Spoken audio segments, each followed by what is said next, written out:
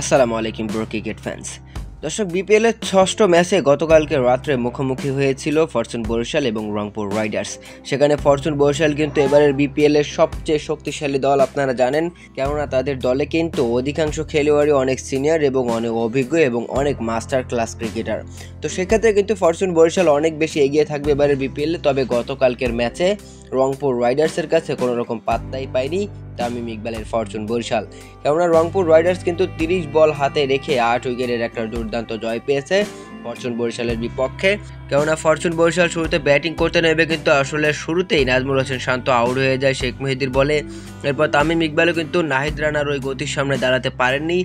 Fortune বরিশালের কোনো batter আসলে সেভাবে রানই করতে পারেনি। এক কথায় বলতে গেলে ফরচুন বরিশালের সমস্ত ব্যাটাররা এদিন ব্যর্থ ছিল।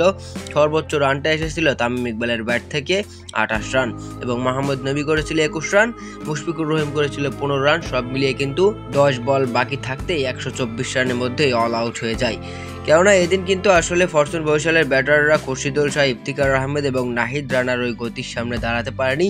অপরদিকে 125 রানের লক্ষ্যে রংপুর রাইডার্স ব্যাট করতে নেমে মাত্র 2টি উইকেট হারিয়ে কিন্তু তারা 125 রান টপকে 128 রান করে ফেলে 30 বল হাতে রেখে। যেখানে অ্যালেক্স সেলস নট আউট ছিলেন 41 বলে 49, তার সাথে কিন্তু দুর্দান্ত খেলা খেলেছেন সাইফ হাসান 46 বলে 62 রান করেছেন, তিনি ম্যান অফ দ্য ম্যাচ হয়েছেন। আর এদিন কিন্তু আসলে ফরচুন বরিশালের বলার মোহাম্মদ ইকবাল হাসান ইমন, তিনি ওই এক ওভারে 2টি উইকেট নেওয়ার পর আর কোনো উইকেটের দেখা পায়নি ফরচুন বরিশাল। শেষ পর্যন্ত কিন্তু রংপুর রাইডার্স ফরচুন বরিশালকে 8 উইকেট হারিয়েছে, তাও 30 বল হাতে রেখে।